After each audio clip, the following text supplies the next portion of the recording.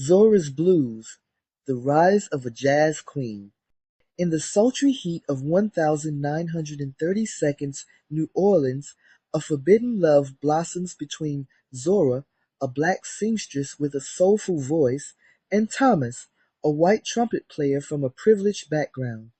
Their secret romance ignites in the smoky jazz clubs of the black circuit.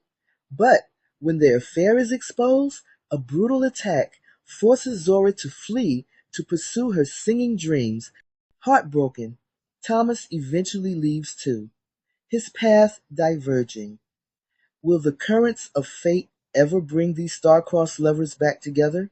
The summer air in New Orleans was thick with the scent of magnolias and the sound of brass horns.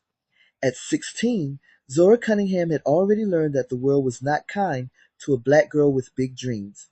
The doors that opened for others remained shut for her. Employers saw her as just another pair of hands, not a talent waiting to bloom. Club owners wanted a pretty face to entertain their guests, not a woman who demanded to be heard. Even in music, where voices were supposed to be free, she knew the best stages were reserved for those society deemed worthy. She spent her days hemming dresses in a small tailor shop and her nights sneaking into the juke joints of Basin Street, where the real magic happened. "Sing for us, baby girl," old Mr. Dupree would say, tapping his cane on the wooden floor. And sing she did. Her voice, rich and smoky like the bourbon on the bartender's shelf, filed the air with a sorrow that made grown men weep and women press their hands to their hearts. Mr. Dupree was a rarity in their world, a black man who owned his own juke joint. Born the son of a freedman, he had spent years working on riverboats, saving every dollar until he could buy his own slice of freedom. When a white saloon owner lost everything in a bad gambling hand, Dupree swooped in and took over the place for pennies on the dollar. Against the odds, he built it into the most popular juke joint in New Orleans, a place where black musicians could play without fear of being run out, and where the music of their people was celebrated, not stolen. Dupree saw something in Zora that reminded him of himself, an unwillingness to bow to the world's expectations. "You got something special, girl. Don't let no one take it from you," he'd tell her. His words stayed with her, long after she left Basin Street behind. But New Orleans was not a place for a girl like her to rise. The stage she longed for was elsewhere, and when a traveling musician told her about the Harlem clubs, she knew she had to go. One sweltering afternoon, Zora found herself lingering outside a department store, watching white women in lace gloves step through the grand doors without a second thought. She needed new fabric for a dress she had planned to sew, but the moment she entered, the clerk's gaze turned sharp. "We don't serve your kind," the woman sneered, arms crossed tight over her apron. The sting of rejection was familiar, but it burned all the same. Zora clenched her fist, refusing to give the woman the satisfaction of seeing her back down. "My money's as good as anyone else's," she said, but the clerk simply pointed to the door. She left, head high, but that day she made a vow.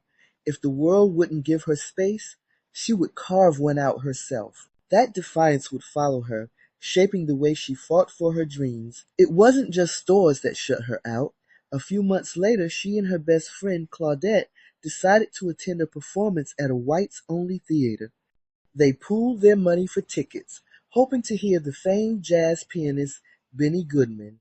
But when they approached the door, the usher blocked their way. "You best find the colored section round back, if they let you in at all," he muttered. Claudette tugged at Zora's arm, urging her to leave, but Zora wasn't one to walk away so easily. She spotted a small group of black musicians tuning their instruments nearby. With a boldness that surprised even herself, she walked up to them and asked, "Why do we gotta wait for them to let us in when we got our own sound?" That night, instead of standing in the shadows of a segregated venue, Zora and the musicians set up an open lot down the street. The music spilled into the night, drawing a crowd bigger than any inside that theater. Passers-by swayed to the rhythm, some even dropping money into a bucket. The police eventually came, but by then, the message had already been sent. Black music didn't need anyone's approval to thrive. At just 16, Zora had already begun playing a role in the cultural and political shift of her time. She refused to let segregation, gender inequality, or economic limitations stop her from claiming her place in the world.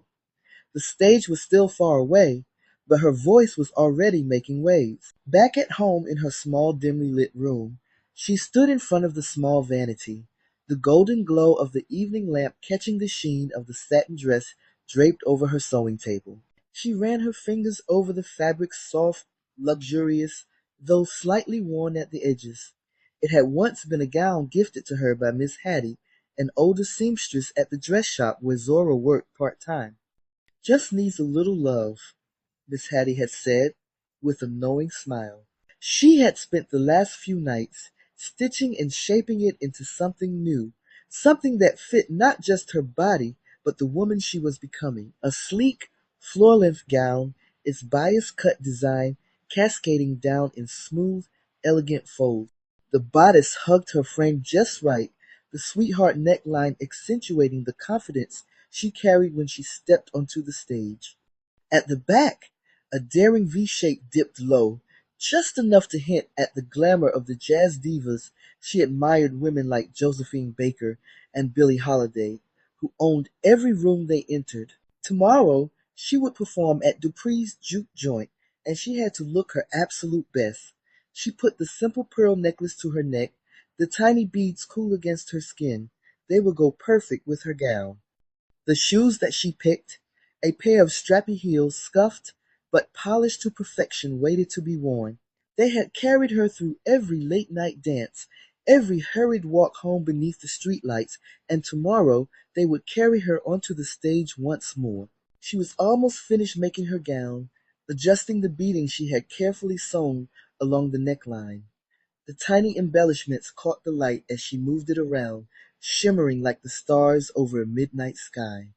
A lace shawl rested on the chair nearby, delicate yet sturdy, much like herself. After finishing the dress, she tried on everything, pleasant with the reflection that she saw in the mirror. Tomorrow, the women are going to be holding their men tightly to them. The men will be drooling, hypnotized by her presence, traumatized by her voice. Zora made herself ready for bed. She could barely sleep from all the excitement she was feeling, but it was not long before she was in dreamland.